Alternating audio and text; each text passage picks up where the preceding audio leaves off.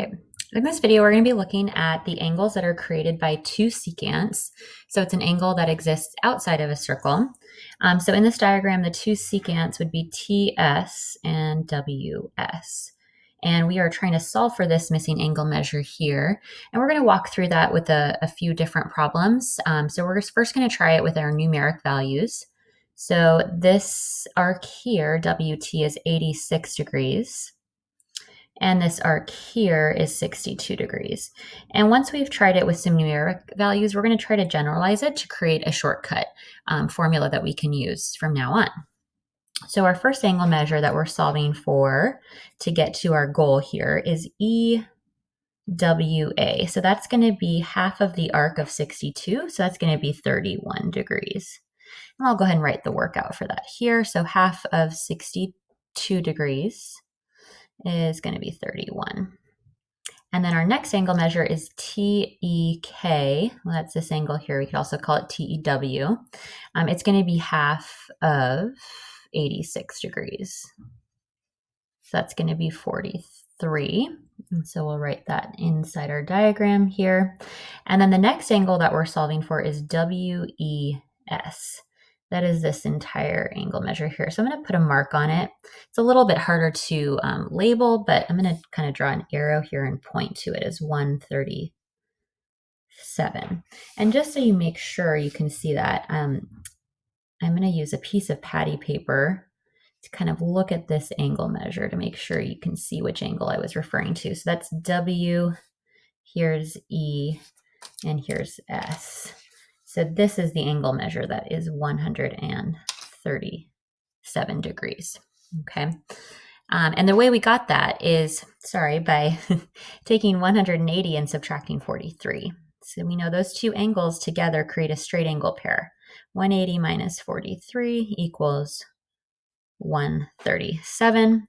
And then our last angle measure, the one that we were solving for initially, or trying to get to, is this angle measure here. WS or ESW. So with this angle that I've already created, I'm going to actually create a triangle. And in this triangle, I also know this angle measure here is 31 degrees.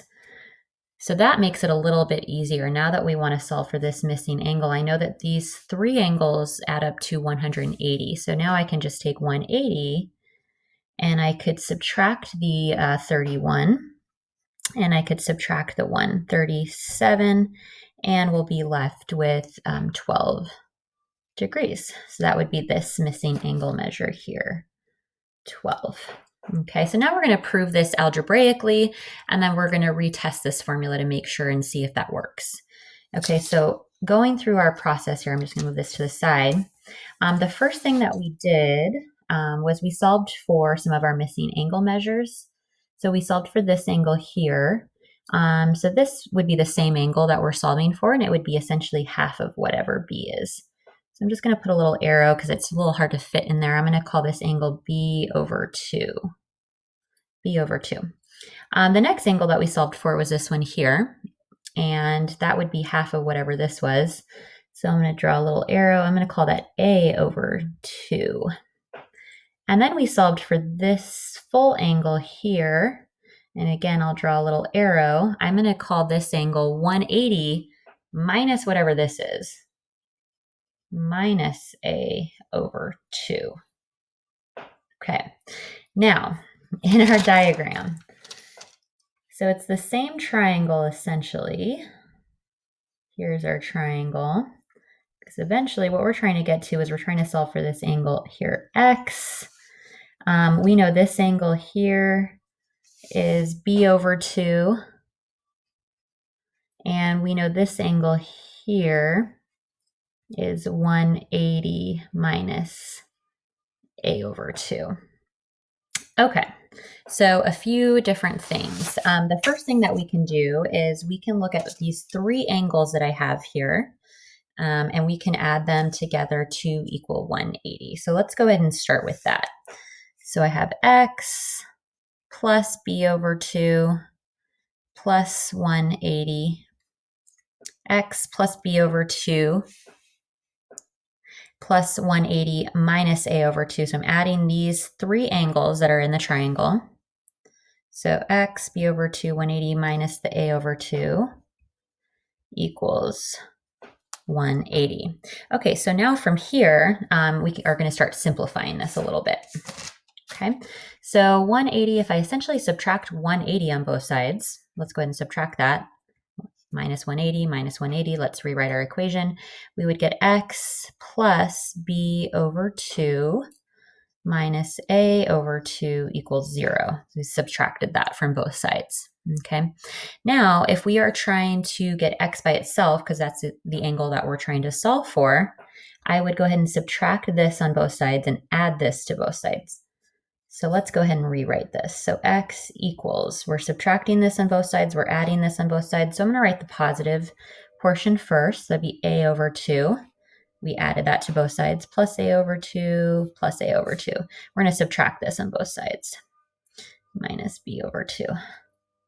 Okay, and our last step to rewriting this as kind of one simplified formula, since both of these have a common denominator, we can rewrite this as x equals a minus b all divided by 2. Now we can go ahead and retest this on our original problem here. So let's look back at this original problem, and we were trying to solve for that. And if we're trying to solve for it without all the angles inside the circle using this formula, we would say that angle ESW equals, so we have A minus the B all divided by 2. So let's try that. 86 minus 62 divided by 2. Well, that would give us 24 divided by 2, which would simplify to 12. So when it's an angle that's outside of the circle, you're essentially taking the arcs, you are subtracting them, and then dividing by 2. So let's try that with a few examples down below here. So angle 1, all you have to do is we're going to take 80, we're going to subtract 40 from that, and we're going to go ahead and divide that by 2. These problems are similar, but the variable is just in a different location this time. So 20 is essentially where the x is located. So this would be set up as 20 equals, so the arc that's farther away we're going to start with, so that would be 70 minus x, all divided by 2. So for this one, you're just solving for x in a different location. And in our last problem, 12 would be in the same place kind of here as where x is. It's the angle that's outside the circle. So we would say 12 equals, and then we would take y, and we're going to subtract 33. And then that's all going to be divided by 2. So for both of these problems, when you're solving for x and y, I would recommend just multiplying both sides by 2 so you can get rid of the fraction. And then you can go ahead and solve for x and y for both of those. And then in our last problem here, we have if measure of angle ABC, so here's ABC, is 90 degrees. So I'm going to put a little right angle symbol here. And measure of angle ADC, that's this angle here where it is a right angle. And measure of angle A is 50. So I'm going to put a 50 here. Use your knowledge of the degrees in a quadrilateral and the degrees in a circle to answer the questions below. So first thing we're looking for is BCD. That's this angle here. Well, we know a quadrilateral is 360 degrees. So we can take 360 and we could subtract these 90s and the 50.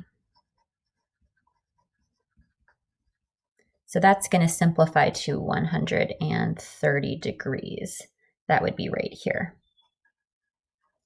Now that's a central angle. So that's at the center of the circle. So that means whatever that central angle is, this arc, which is what we're solving for next, should be the same. So the rotation that comes from the center of the circle, no matter where it is on that circle, should be 130. So this is also going to be 130. So remember, that's a central angle, not an inscribed angle. So we're not dividing by 2. And then the next thing that we're looking for is BZD. Well, we have 130 already in the circle. And so if we're making a full rotation, remember that would be 360. So we could just take 360 and we could subtract 130. So that's going to be 230 degrees. That would be here. And then we're testing our angle measures into this equation where we take the larger arc and we subtract the one that's closer and we divide it by 2. So another way to write this, you could say 1/2 of these two being subtracted from each other. I wrote it a little differently up here. I just did a minus b over 2. So dividing by 2 is essentially the same thing as multiplying by half. So we're just testing to make sure this works for this type of problem as well. So measure of angle A equals, instead of doing the 1/2, I'm going to kind of do it similar how I did it in the problems above. So I did 230 minus the 130, all divided by 2. So 230 minus 130 is going to be 100. And when we divide that by 2, we're going to get 50. So this just shows you that the formula works when you have a quadrilateral that's inscribed, or the quadrilateral that goes onto a circle as well. So you can still subtract these two arcs from each other and divide by 2. So you're using the same exact formula.